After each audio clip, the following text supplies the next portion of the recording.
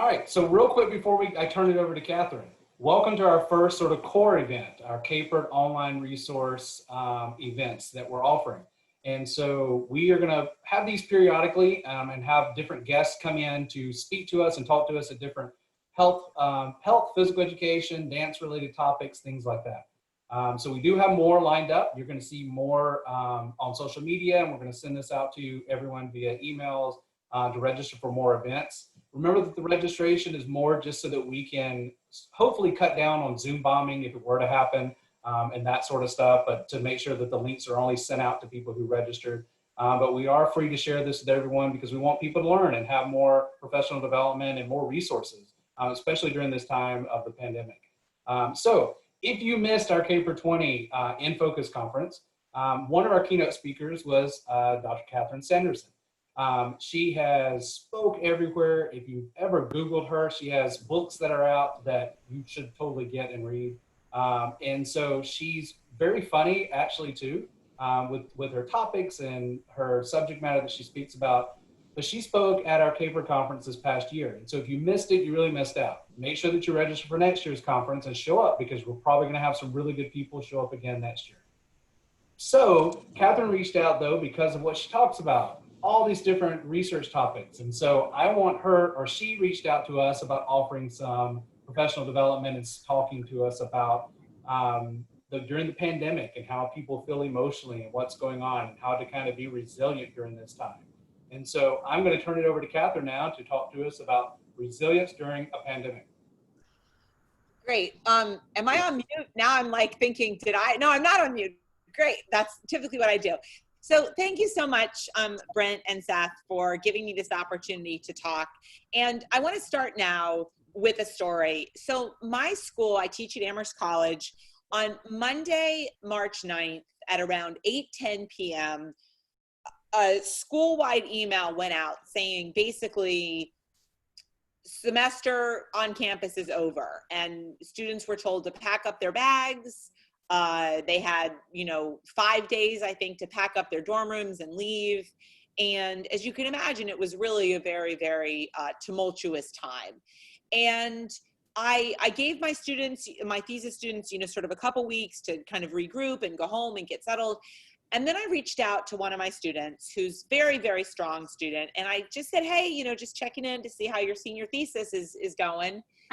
And she wrote back very quickly and she said, I have to be honest, in the last 2 weeks, I haven't even opened the document because every time I think about working on my thesis, I am just overwhelmed with this crushing sense of sadness and loss.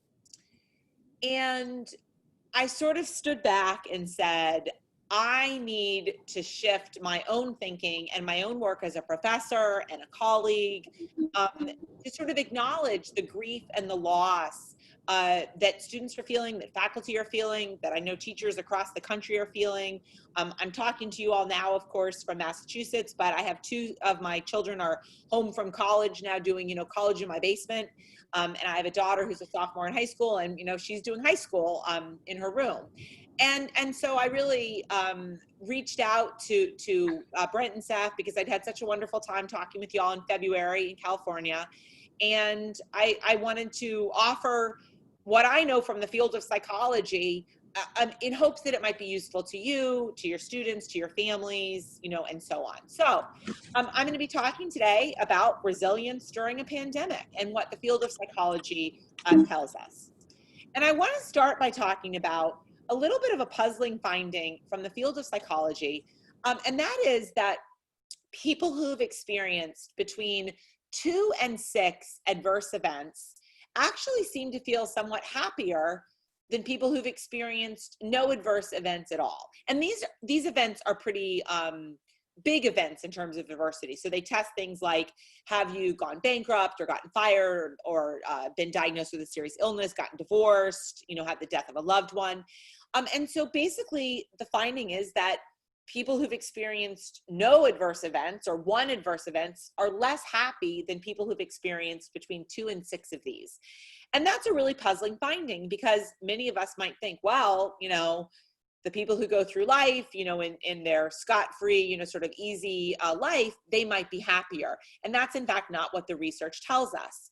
So more in-depth exploration of sort of trying to understand, well, what's good about experiencing adversity has shown that experiencing some adverse events seems to lead to something that psychologists call post-traumatic growth. And I'll just give you a minute here to look at this list, but this is a scale in psychology that examines a bunch of different things that people who've experienced adversity often report. So changing priorities, greater appreciation for the value of their life, being able to do better things, sort of make better choices, a deeper connection with spiritual matters, a sense of closeness, connection with other people, establishing a new direction for their life, greater confidence they can handle difficulties, again, connection with a stronger religious faith, belief that you're stronger than you knew, and then sort of learning really good things about how wonderful other people are. And so these are examples of things that many people who've experienced some kind of adversity often report experiencing.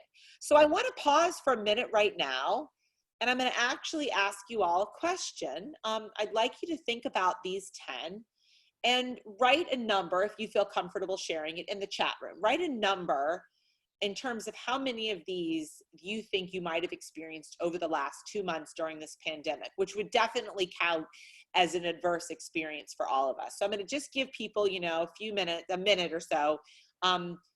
See how many of these things might apply to you, and write a number between 0 and 10 in the chat room.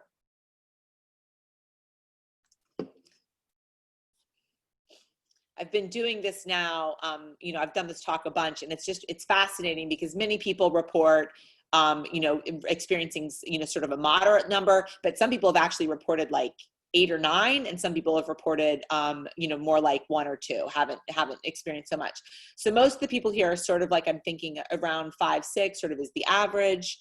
So again, I'm showing you this as an example of the kinds of things that people tend to report. And if you find yourself on the low end of this, if you're only experiencing, you know, none or 1 or 2, see if there's some in here that maybe you could look for, you know, in the next weeks or months. And I'll talk at the end today about some different reasons why, different strategies you can use to get there. So we know that psychology research tells us that post-traumatic growth can in fact come after experiencing some adversity. And I'm now going to describe 3 distinct things that people pretty consistently show in terms of what's so good about it. So 1, adversity enhances small joys. And this is one of my favorites because basically what this research is showing is that the very, very small moments of life we can have a better appreciation for after experiencing adversity. There's a scale in psychology that's called the savoring scale. And this scale basically measures the extent to which you are good at savoring little moments. So if somebody were to give you a big bunch of chocolate, you could be like, great, this is chocolate. I'm going to eat it. I'm going to be done with it. Or you could savor it.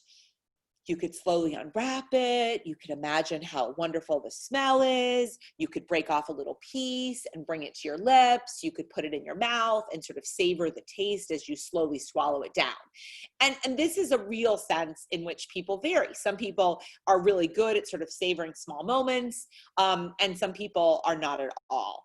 I gave the talk that I gave for you all in February on the science of happiness a few years ago about, you know, what science tells us about being happy. And in the Q&A, a woman raised her hand and she goes, well, I just wanted to say that on my way to your talk tonight, I got stuck in like horrible traffic. And as I was stuck in this terrible traffic jam and I couldn't go anywhere, I just looked outside my car window and I saw the sun setting and I thought about how beautiful the sunset was. And I turned to the woman, I'm like, listen, I'm like, you totally did not need to come to this talk, because anybody who can sit in a traffic jam and look at the sunset, like, you're doing really good on what the science would say about happiness, and you totally did not need to come today. But that's an example. There's some people that are like really, really good at savoring the small moments, and some people are like super not good at it. So if you're not already good at savoring the small moments, take a minute. Try to find ways in which you can do this in daily life. And it's something that we actually tend to get better at after experiencing some adverse events. Adversity builds compassion. And I want to say this is a really difficult picture, I know, so you can look up, if you don't want to look at your screen right now. But this is a picture that some of you probably remember well. It's from the Boston Marathon bombing a few years ago. And what struck me about what happened in this bombing was the man in the cowboy hat. And the man in the cowboy hat rushed to help this young man who was critically injured, his legs blown off in the explosion. Many people, when bombs go off, they run. They flee. They're worried. And in the case of the Boston Marathon, of course, there were 2 bombs. So people were really worried there might be 3 or 4, 10 or whatever.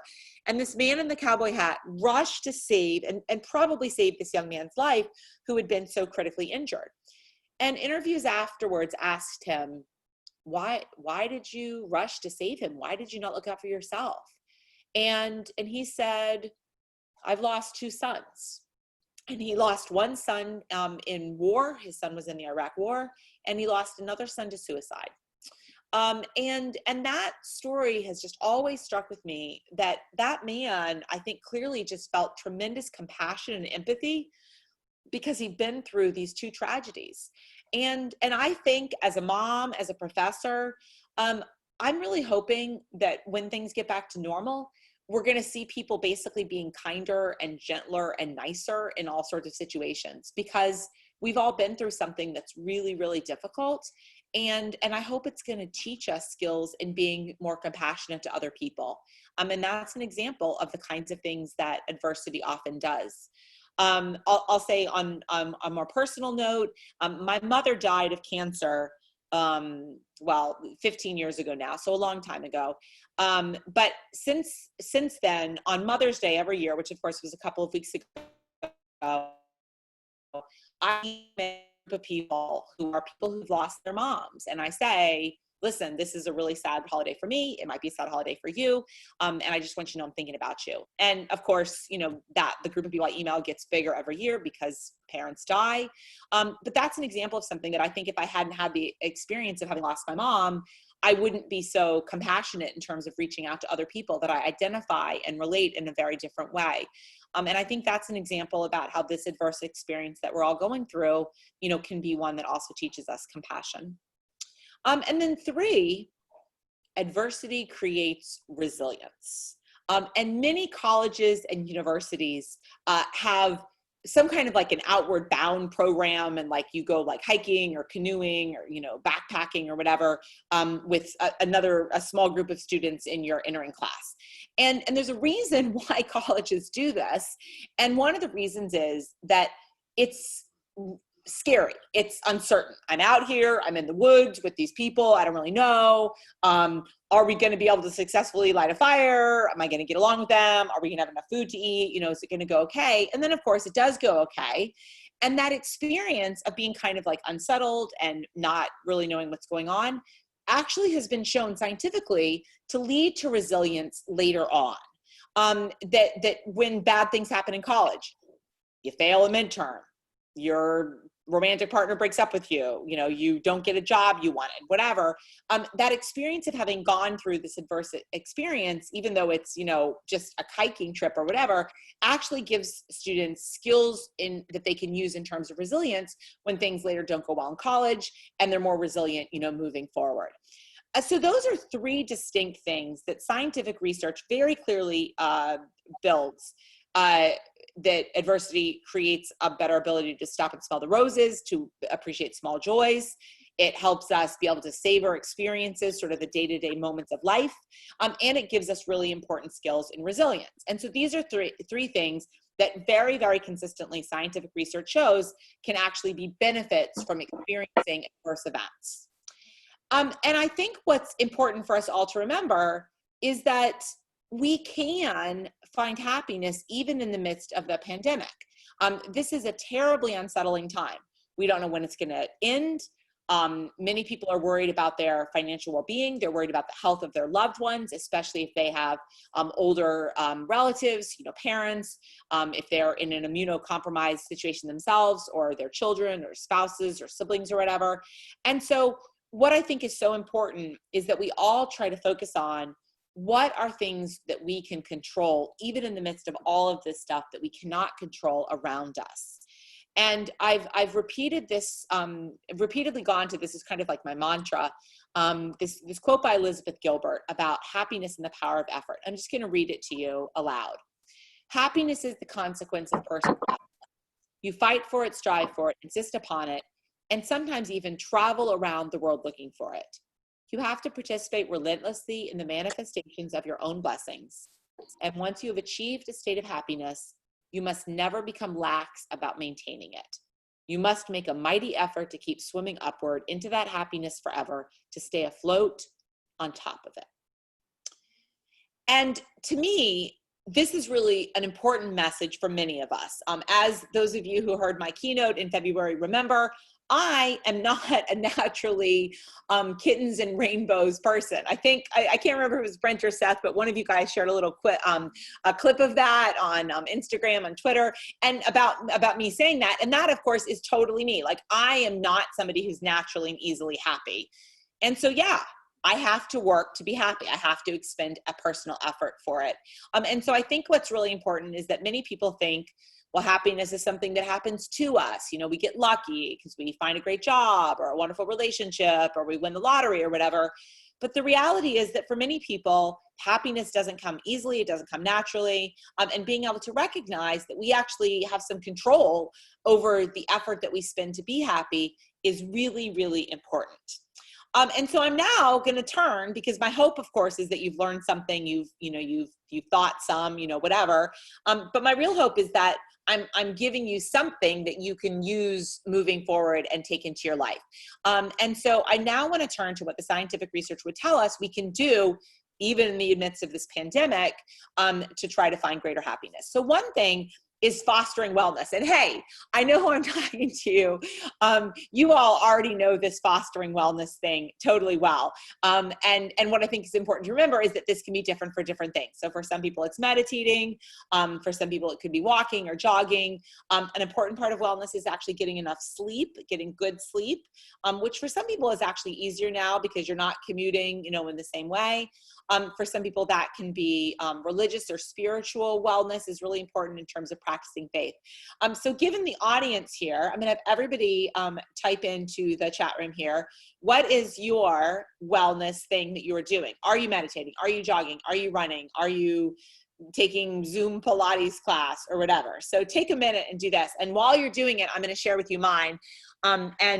And this is one that you all probably know about, given who I'm talking to. But my husband and I are doing the 6-minute workout, which was in the New York Times maybe about 5 years ago. But it's basically 12 exercises that you do for 30 seconds each, like push-ups, jumping jacks, running in place, whatever. And the thing I love about it is that you don't need any equipment at all. It's literally things that you don't need anything to do.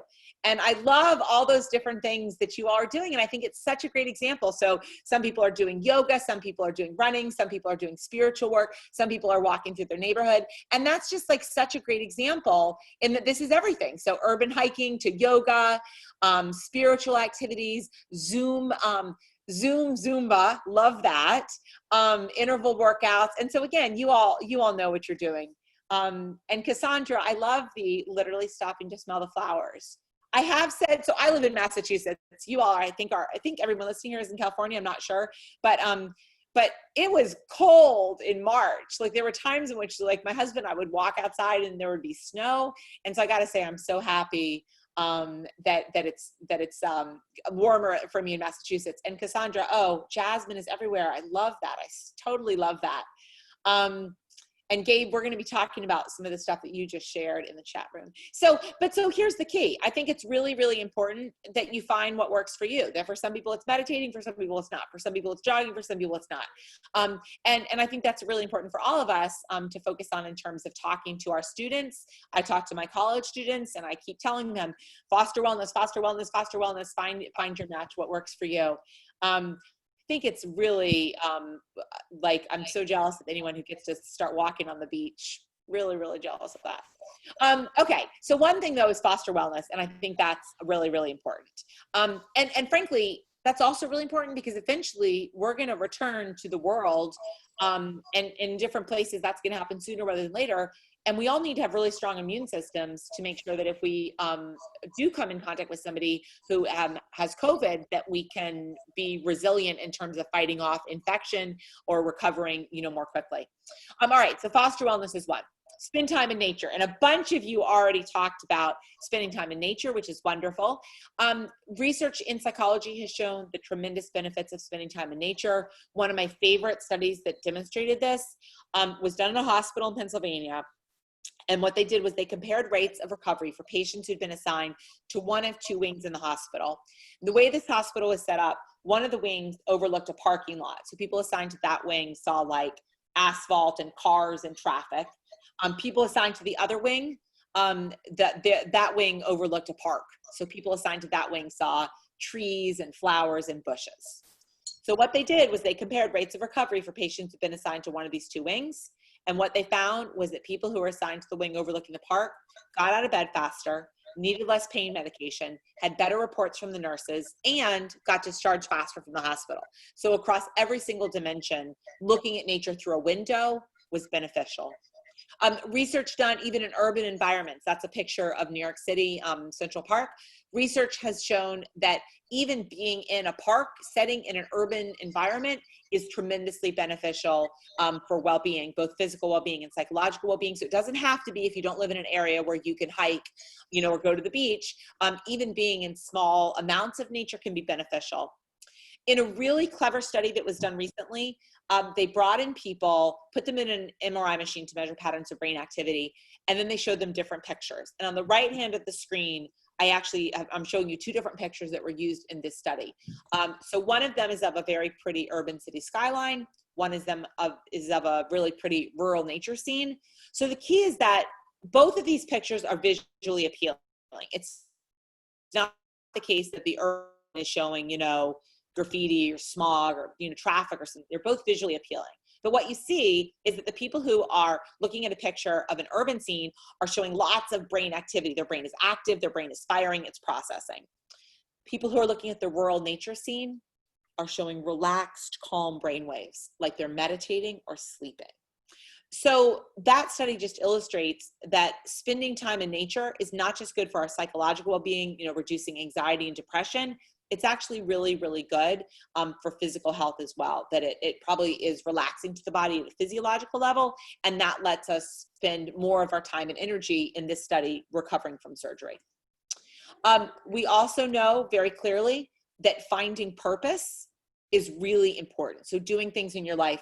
Gabe put out, making lists to accomplish long-term goals and busting out my cello again. So I'm just going to focus on that because it's a perfect example of finding purpose. That for many people, the things you used to regularly be able to do, whether that was volunteering in your community, whether that was, doing special things in your school or in your community that now are just stopped, it's really, really important to find other ways of finding purpose in your life.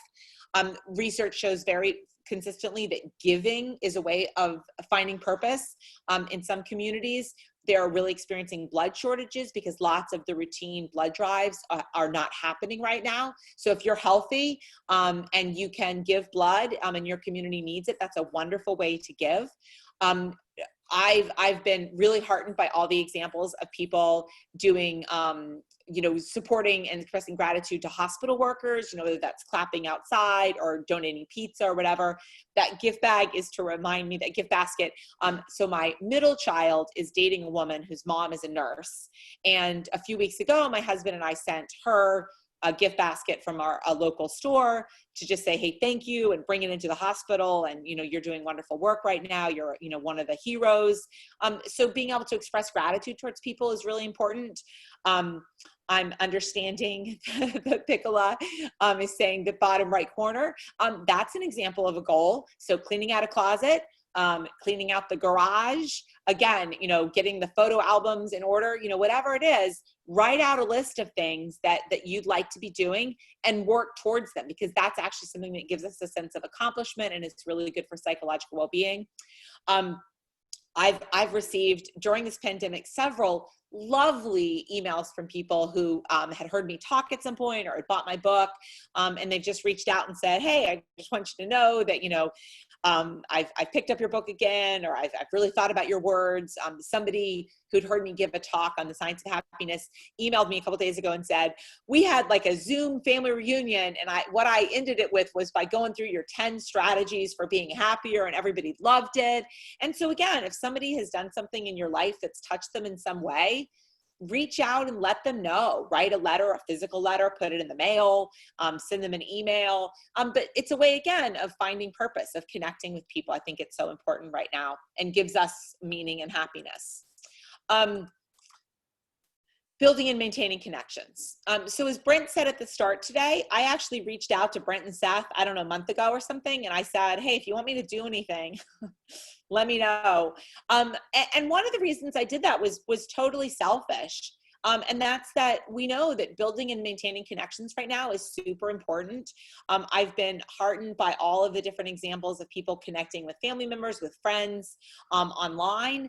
And I think that's really just a great example that psychology has talked a lot over the last few years about the horrors of social media, and it's leading to anxiety and depression. But the reality is social media right now has been a wonderful way for people to stay connected, to build connections.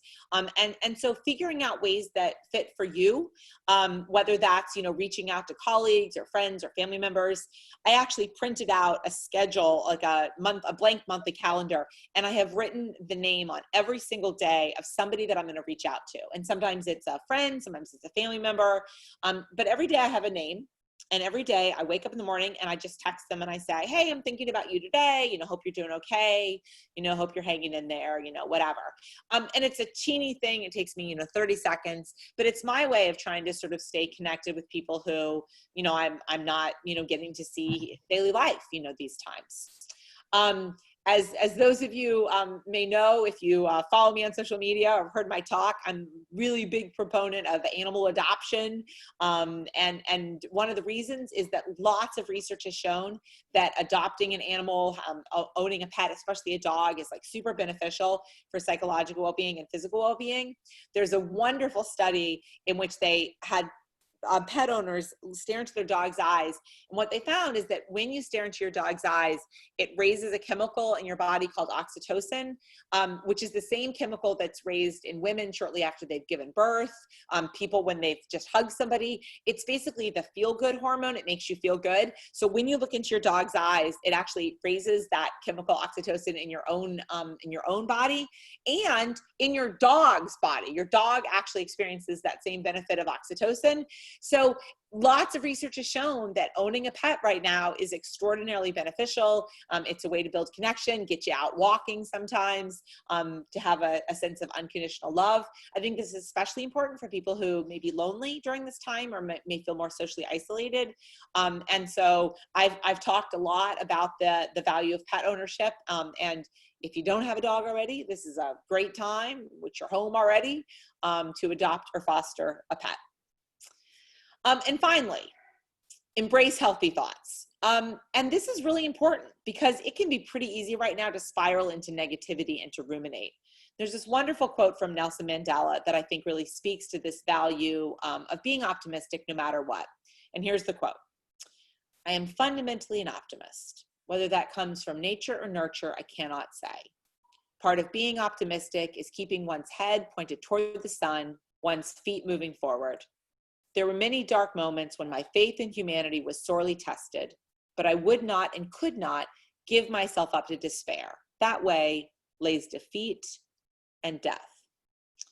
And to me, that's such a perfect illustration of the possibility that we all have to embrace healthy thoughts, because obviously what Nelson Mandela experienced was terribly, terribly difficult and adverse, and yet he still was able to say, I'm an optimist and I'm going to keep my feet moving forward. And I think that's such a powerful reminder that we all can use. And I want to end by giving you a real world example that I think really speaks to this power of being able to frame negative experiences in a positive way, no matter what. And it's a true story of a young man who was 19 years old. He was a sophomore at Princeton University. And one night he was heading back to his dorm. It was like 3 a.m. It was very late. He was very drunk. And he climbed on top of the little train. This is a picture of the train on the edge of the Princeton campus, and he grabbed the 2 electric wires. So he was severely electrocuted. A friend who was with him called 911. He was airlifted to a local hospital, and he survived. But in the process, he lost both of his legs, one of his arms. This is a picture of him today.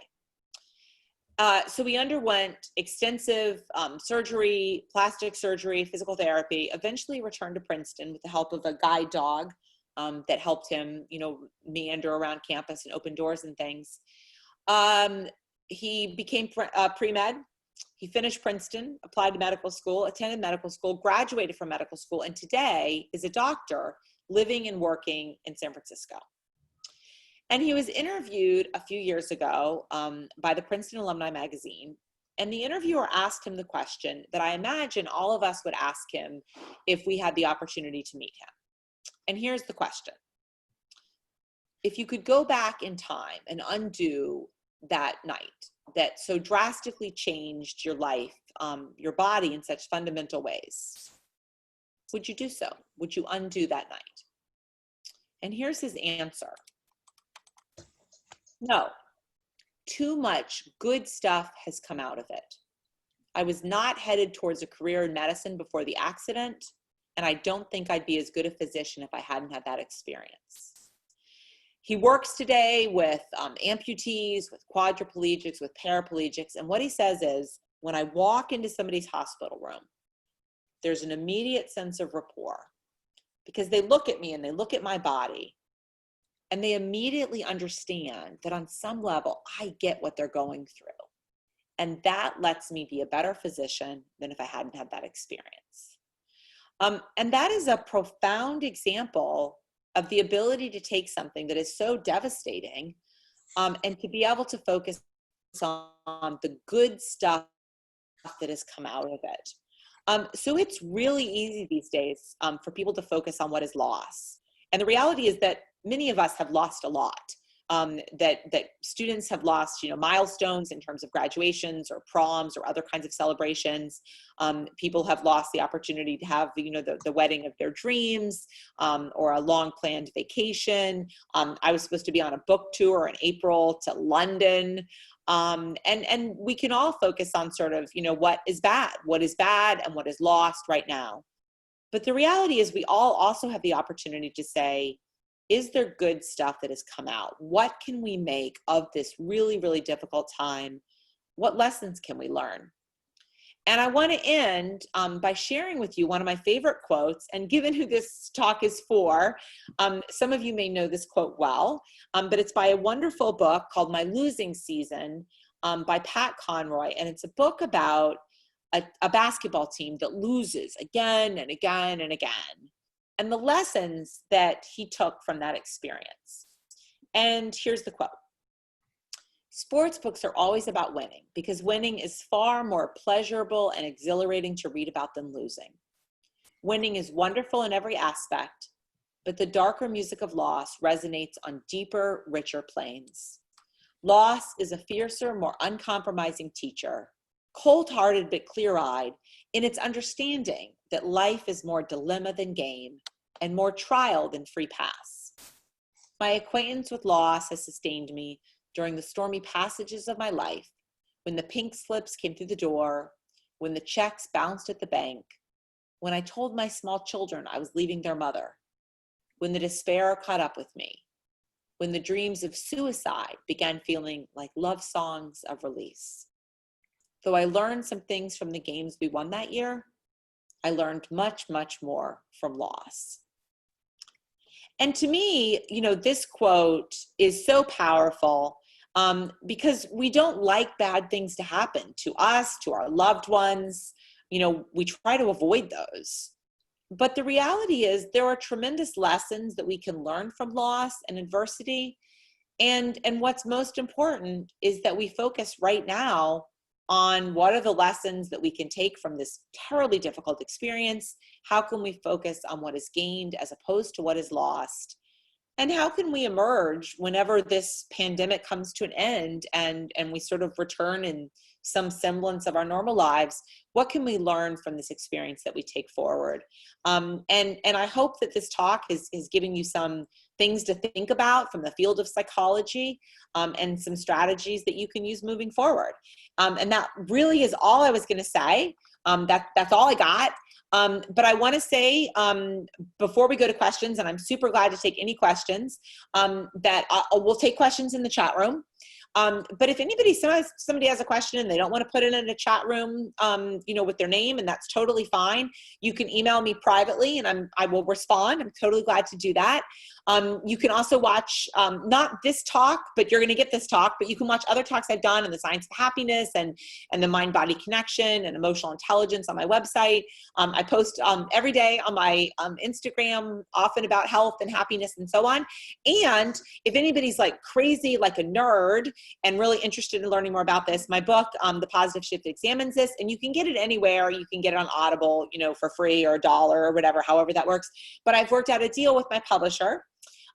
For teachers, for educators who see this talk, you can get it at 50% off the physical book or the ebook if you go to my publisher directly, which is benbellabooks.com, and those are the codes that I've worked out. So if you just type those codes in, it's half off.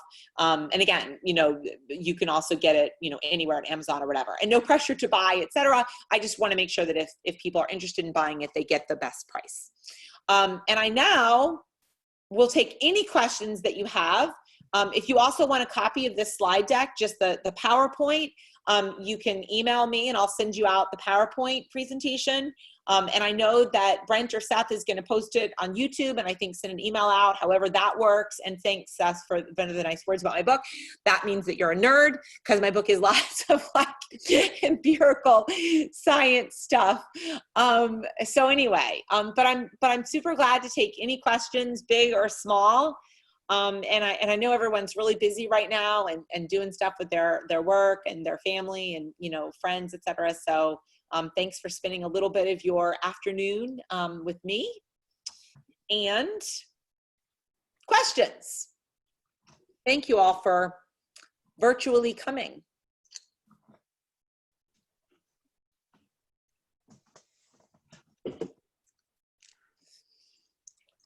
Talking to teachers is always my favorite. So I was like super glad to have this, opportunity.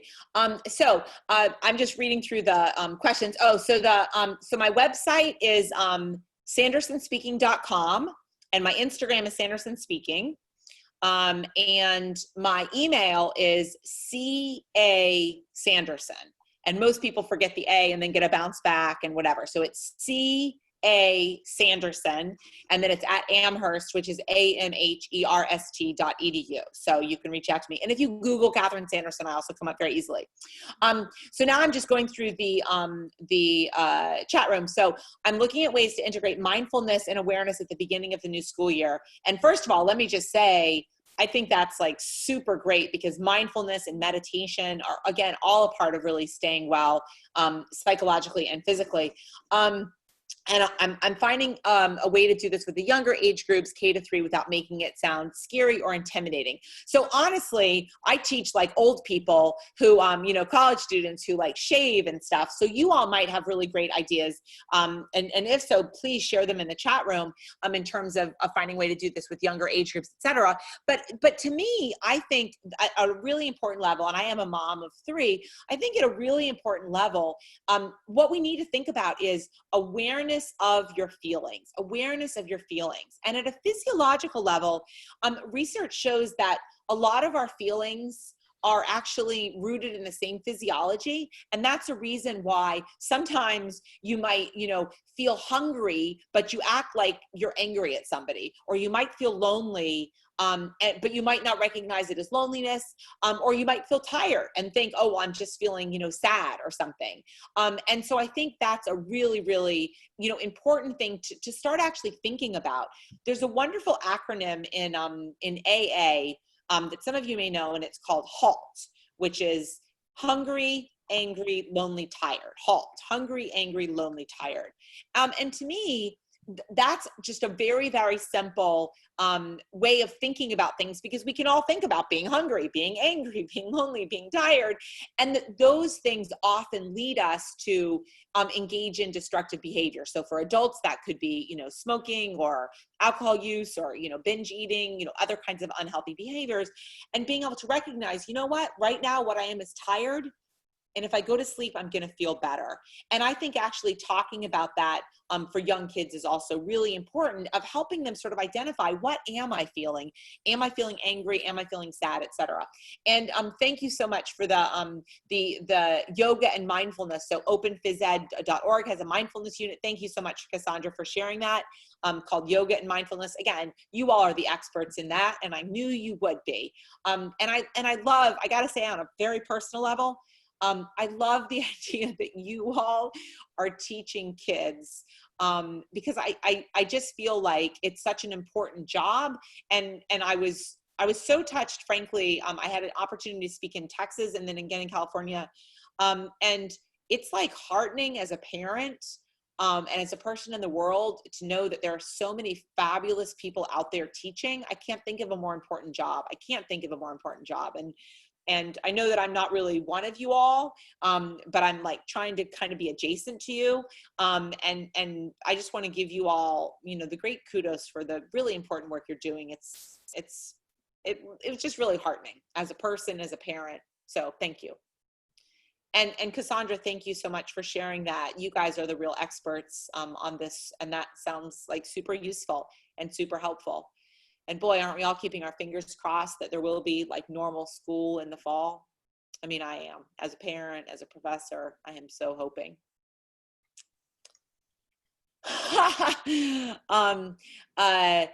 Oh, and thank you, Kelly. A great book, a CD, Sitting Still Like a Frog. Hey, love that, and I can visualize that, what that is. And Seth, thank you for your question here about how would you approach people who are resistant to follow social distancing, mask wearing in a non-confrontational way. So I'm going to say two things about that. Number one, I actually have a blog on Psychology Today, which is called Norms Matter. That's my blog, Norms Matter. And I've actually written about masks twice in the last like couple of weeks. And I was actually interviewed for an article in Scientific American that I posted about on my Instagram yesterday. So if you go to my Instagram yesterday, you can actually pull up the article, or if you Google me. And I actually talk about the role of psychology and mask wearing. And what I say about that is that you can call out bad behavior, so not wearing a mask, not social distancing, in ways that make people, reject you or accept you. And the strategies that I describe, and again, I talk about this at much more length on my blog, but the strategies that I've described are trying to get people to have it be about you and not them. So as an example, what I said was, not saying, you're a bad person, you should be wearing a mask, you're not, et cetera. But to say instead, listen, my spouse or my mom or my child is, really in a high risk group, and so would you wear, the mask? Because I'm just really worried about them. So that way you're turning it on you. You're not saying you're bad. So one, turning it around and having it be something about you instead of something about them is really important. I also think it's really important for us to model mask wearing for those around us. I think it's really important for people to demonstrate that to their kids, to their community, to their neighbors, because really what we're trying to do is to shift the norm as to what used to be acceptable versus not. And so trying to create sense of empathy, trying to create sense of connection, to basically get somebody on your side. And the example that I describe, in some depth, is that if you think about the way that norms have changed, they absolutely can. I'm old. Some of you I know are much younger. But for the older people listening, there used to be a time in which when you bought a seat on an airplane, you would buy a seat in either smoking or non-smoking. And that now, of course, sounds ridiculous. Who would ever be on an airplane in which there was smoke? But that was completely my experience, throughout childhood was, you'd be on an airplane and, there'd be smoke. And so there's an example about how things can change, but things can only change when people endorse a new behavior. And I think modeling and shifting norms about mask wearing is so important right now. And again, that is something that I'm talking and writing about a lot. Do you have suggestions for happiness during quarantine for children? My child doesn't have any siblings. Yeah, and so what I think is so important is that first of all, we acknowledge that children are different. So I have 3 kids, and my sons are both in college. One of them is a total extrovert, and he is super sad, super lonely because, you know, he's not in college. My younger son is an introvert, and he's delighted because he's at home and he's not living with a roommate and a double and eating in the campus dining hall. He's actually feels more comfortable participating in class electronically than he did virtually. His grades are higher. And so I think it's important to recognize that people are not all the same, and that includes us, it includes our children. And so I think figuring out what is helpful to children is very, very individual. So for some children, it's really saying, listen, let's tackle some goals. What are your goals? You know, do you want to learn to do the splits? My daughter's a ballet dancer, so that's been her big thing. Do you want to learn the splits? Do you want to get better at learning how to juggle? Do you want to learn some phrases in Italian? Do you want to read a particular number of books? You know, what are your goals? My husband has a goal of doing 1,000 sit-ups a day, and he does them in 100 block periods throughout the entire day. So it doesn't matter what it is, but for some kids, setting and working towards goals is going to make them feel good. For other kids, especially if your child doesn't have siblings, they can be feeling really socially isolated. So finding ways of saying, okay, we're going to set a virtual play date. Depending on where you live, it may be possible to do like a socially distanced play date. And depending on how old your child is. My daughter turned 16 on Sunday, and we actually had a socially distanced birthday party in which the girls all sat outside in our driveway, separated on towels that were separated by 6 feet apart. They stayed outside. And so again, finding ways of, if your child is feeling lonely or socially isolated, finding ways of creating opportunities, whether that's an in-person opportunity or whether that's an electronic opportunity, whether that's a cell phone opportunity, et cetera. I think it's really important to recognize that children are going to find different things exciting. For some kids, that could be doing a puzzle. For some, it could be, doing a cooking project, et cetera. But I think working towards fitting the child's needs, because children are not all the same. Adults are not all the same. And thank you, Brent, for typing in my email and my website or whatever. And so Felix, 2 questions. What best practices have you found when attempting to apply the social emotional skills at the elementary level when addressing the various levels of grieving that is occurring as a result of COVID-19? How can I use current neuroscience research to support my students? So super, super love those questions. So one thing that I think is really important is that we need to acknowledge that there is absolutely grief, that there is absolutely grief. And for some families, for some children, that is more so than others. So I have a student, one of my seniors, who emailed me about a month ago, and he had lost his uncle and his grandmother in the last week. I mean, they died within days of each other. And so, that's tragic, and it's not something that's as simple as saying, have a positive outlook on that, et cetera. And so I think it's really important that we acknowledge in a compassionate way that if there are people who are grieving, that in fact, you can acknowledge that and treat that with sensitivity. And that means that for some students, you may just need to say, listen, I'm here for you. What can I do to help? There's lots of research that looks at the power of emotional intelligence. I'm sure you all are aware of that. But this is a time in which emotionally intelligent people are going to have an easier time understanding their emotions, reaching out, and so on. And so I think developing skills in emotional intelligence is an extraordinarily important part of psychological and frankly physical well-being right now. And so anything that's pushing children and families towards sort of better understanding of the social emotional connection right now is so important. And acknowledging that for families, for children that are grieving, and that could be loss of a loved one, it could be serious financial pressure, what are ways that we can support them? And that may be helping access community resources in some way. Basically what the current research in neuroscience would say is that for those of us, self included, who are not good at positive thinking, finding the silver lining, being optimistic, that actually practicing new thought patterns, whether that's meditation, whether that's mindfulness, whether that's positive thinking or reframing, actually develops new neural pathways that you can use and sort of strengthen. The same way that you can strengthen your muscles from doing push-ups, you know, or so on, your cardiovascular fitness from jogging or doing jumping jacks, you actually can develop the brain in exactly the same way. And there's wonderful research that talks about the benefits of meditation in terms of leading to actual differences in structures of the brain.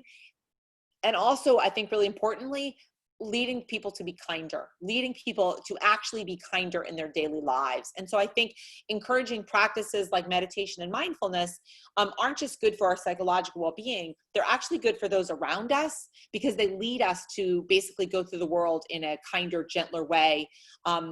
And really right now we could all benefit, I think, from a kinder, gentler world in lots of respects.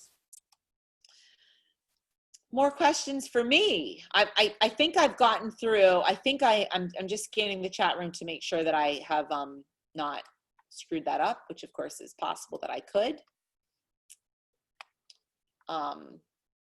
Super glad to talk anytime. And I will just say that for people who are interested in the mask thing, my psychology, I'm just typing this in, my Psychology Today blog is called Norms Matter. And I've talked so far about one about how we can give. I talked one about pets. I've talked about mask wearing twice in the last couple weeks.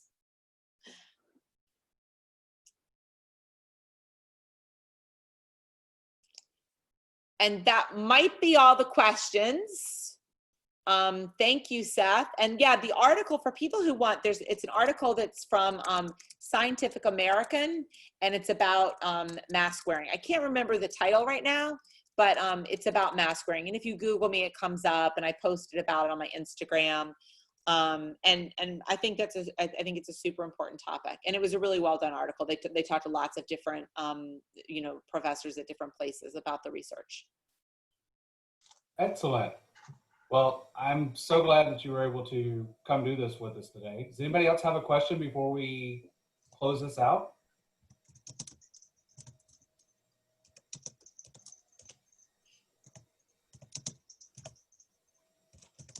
Thank you all for spending, you know, part of your time with me. I really appreciate it. I know everyone's really busy, and I just really hope people got some stuff they can use, they can put forward in their personal life, in their professional life, and so on. And my heart is with all of the teachers right now everywhere.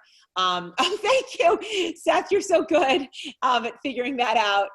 There's an example of something I would have had no idea. There you go, Seth. Thank you so much. So that is the article, and I think it's actually really an interesting piece that you know talks about mask wearing, which is super important. Yeah. Excellent. Well, thank you so much for coming today, and hopefully everybody enjoyed it. And so we will share this out with everyone, and be on the lookout for future events coming up in a couple of weeks. And we'll do the same thing as normal. We'll share it out and have registration and all that sort of stuff. But everyone stay healthy, stay calm, and stay friendly during this. Good. Thanks, everyone. Take care. Stay safe. Bye-bye.